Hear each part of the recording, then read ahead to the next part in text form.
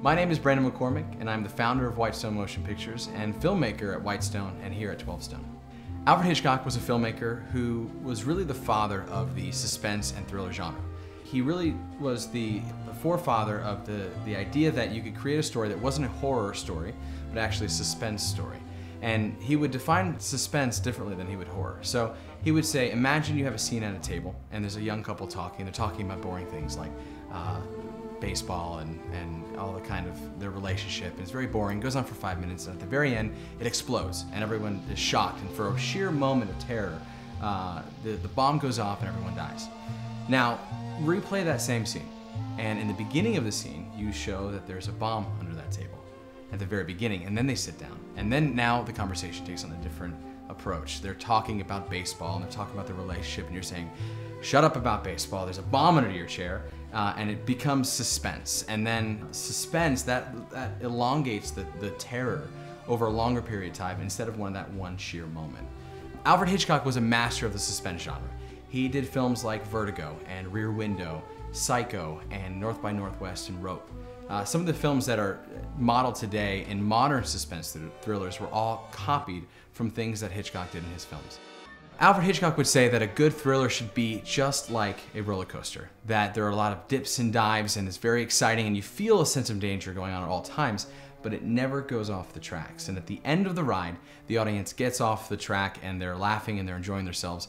And really, because it's that sense of being close to danger without ever going over the edge. And fear in cinema allows us to have a cathartic experience, that we get to see the extremes of things. Fear of loss of life, fear of loss of friends and family, and fear of really any kind of loss. And we get to see our hero put under that circumstance and see what they're going to do under that fear. I think the key element of fear is that it's not that our hero isn't afraid, but it's what they do under that pressure.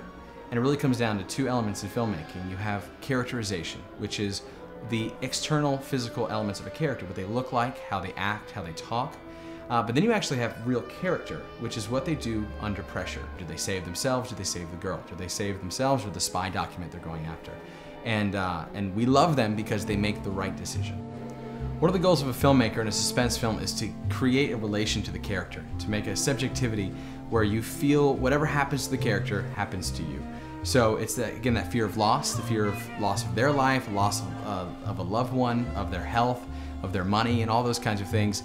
And the character's afraid of losing any of that. And we then, as the audience, are afraid for them. And we see movies like war films and horror films and scary films, and we say, you know, how would I act in that situation? And we'd like to say that we would act heroically in that situation. And that's why we are drawn to those stories and like to watch them over and over again. One of the big elements of fear is fear of the unknown. Fear of things that we don't see or that we just don't know about. This is why you have a lot of apocalyptic movies where the world ends because we don't know what's going to happen in the future. One of the devices that a modern filmmaker uses today is to not show the thing that you're supposed to be afraid of. And Hitchcock did this very, very well. And actually Steven Spielberg did this in his film Jaws, and it wasn't necessarily on purpose. The popular story goes that the shark in Jaws never worked, it malfunctioned, and it would often sit up on its flippers and kind of do this in the air. And because of that, Spielberg had to shoot around the mechanical shark and actually created what was a much scarier film. When you have empty frames of moving water and the idea that there's a shark under there is actually a lot more terrifying. And filmmakers have learned that the audience will place their scariest fears into whatever blank that the filmmaker leaves. Alfred Hitchcock made the film Psycho in 1959, and it was really kind of a joke film for him. And he shot it in black and white when most of the films were shot already in color. He shot it on a very, very low budget. It was said that he was making kind of almost a parody of the horror genre. Turns out that it actually became the icon of the horror genre, and we actually now reference the movie Psycho, which is, again, the fear of the unknown. What will a crazy person do in the normalest of situations? The people that we think are very nice turn out to be monsters. And this idea of the characterization of Norman Bates is a very nice guy. He's a very pleasant guy. He's always smiling. But the character of him is he's this ruthless murderer. And so the fear and the dynamics of that is what makes the movie Psycho and his character just very, very interesting. In a lot of Alfred Hitchcock's interviews with the AFI, he talks about how he is scared of everything, and he is most afraid of authority figures and police officers. And in a lot of his films, if you notice, there's always in Psycho, there's this cop character in the beginning. He has really nothing to do with the plot of the story, but he's chasing down the lead actress, and he's being very ominous. And Hitchcock had a fear of getting picked up for the wrong crime, getting mistaken, and for something someone else did and getting punished for that crime. So a lot of his films have that thread of North by Northwest or The Man Who Knew Too Little, and a lot of these films where it's more of an espionage or a spy film. But he would say he was afraid of just about everything, and the reason he made scary films was catharsis, and it was to live out his fears so that he can get them out there and that the audience could share it with him and that he would be able to get over those fears. People as an audience love to be scared. We enjoy that process of being frightened, especially in a safe environment.